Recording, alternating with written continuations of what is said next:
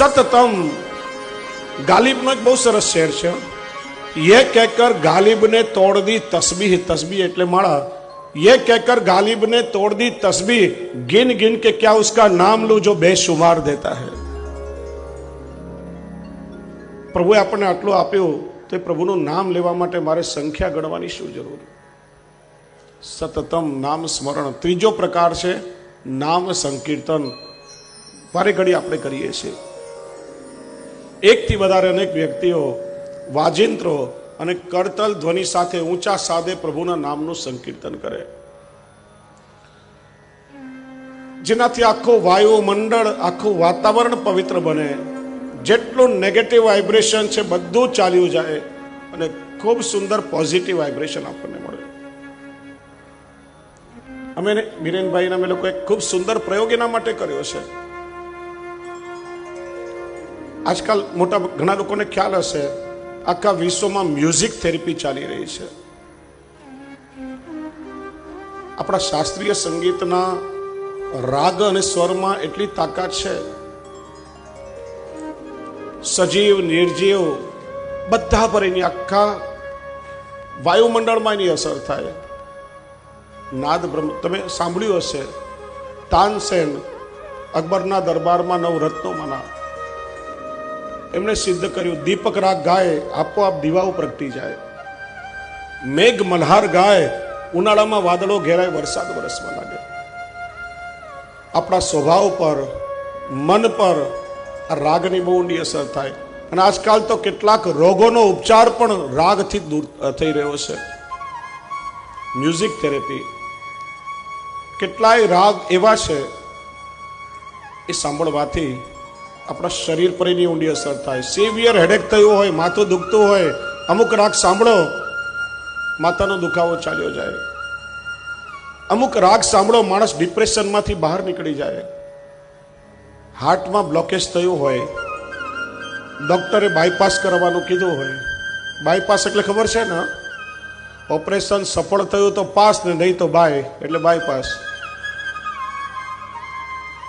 Bypass ના કરવું પડે, એ રાગો સાંભળી દર્દમાંથી મુક્તિ મળે। અમે લોકોએ જુદા જુદા એવા રાગોનું ચયન કર્યું છે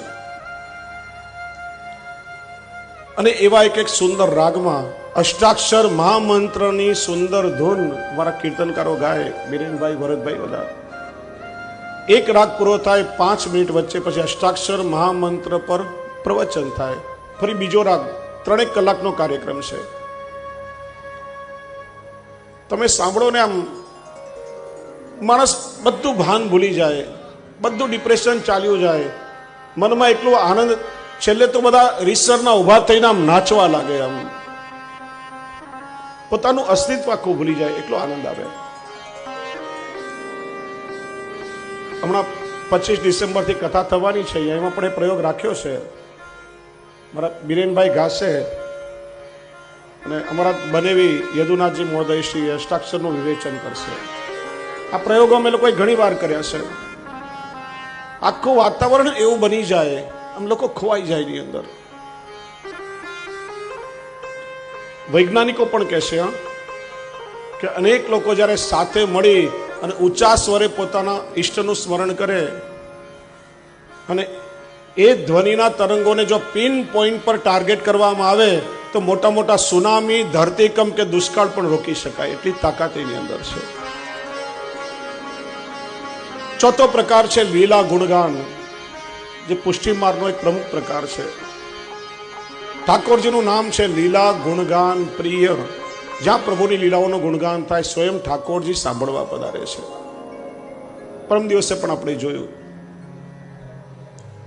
શ્રી મહાપ્રભુજીના સેવક થયા દેવા કપૂર ક્ષત્રિય, અને સમયે પરમાનંદ દાસજીના કીર્તનો બહુ પ્રસિદ્ધ થયા અને દેવા કપૂરને પરમાનંદ દાસજીના કીર્તનો સાંભળવામાં આસક્તિ। પ્રયાગમાં એકાદશીના રાતભર કીર્તનો થાય। અહીંયા અડેલમાં શ્રી નવનીત પ્રિયાજીની જલમી સેવા પહોંચી, કડકડતી ઠંડીમાં યમુનાજીના પહેલે પાર તરીને જાય, રાતભર કીર્તનો સાંભળે, સવારે પાછા આવી જાય। એકવાર પરમાનંદ દાસજીના કીર્તનો ચાલી રહ્યા હતા, દેવા કપૂર સામે બેઠા હતા પરમાનંદ દાસજીને એવા દર્શન થયા કે દેવા કપૂર ક્ષત્રિયના ખોળામાં બિરાજી સ્વયં શ્રી નવનીત પ્રિયાજી એમના કીર્તનો સાંભળી રહ્યા છે. વિચાર થયો, જે સેવકના ખોળામાં બિરાજી પ્રભુ મારા કીર્તનો સાંભળે છે, એના ગુરુમાં કેટલું સામર્થ્ય હશે. એમ વિચારીને શરણમાં આવ્યા.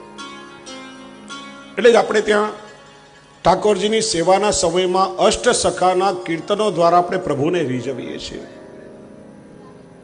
અષ્ટ સખાની વાણી કેવલ કોઈ કવિની કલ્પના કે કાલ્પનિક શબ્દો માત્ર નથી, પણ અનુભવની વાણી છે. શ્રી મહાપ્રભુજીને શ્રી ગુસાઈજીએ બ્રહ્મ સંબંધ દ્વારા જે પુષ્ટિ બીજ રોપ્યું અને કૃપા વર્ષન દ્વારા એ જ ફલિત થતા પ્રભુની લીલાઓનો અનુભવ થયો. એ અનુભવ એમણે શબ્દોમાં વ્યક્ત કર્યો. આ કીર્તનોથી ઠાકોરજીને પ્રસન્નતા થાય, અને બીજું, સેવાના સમયે કીર્તનો સાંભળીએ તો આપણું મન પણ સીધું પ્રભુની લીલામાં પરોવાઈ જાય, પછી મન લૌકિકમાં ક્યાંય ભટકે નહીં. પાંચમો પ્રકાર, કથાનું શ્રવણ, સત્સંગ, ગ્રંથોનું વાંચન. પાંચમાંથી કોઈ પણ પ્રકારે લીધેલું પ્રભુનું નામ એ ઠાકોરજીની નામ સેવા છે.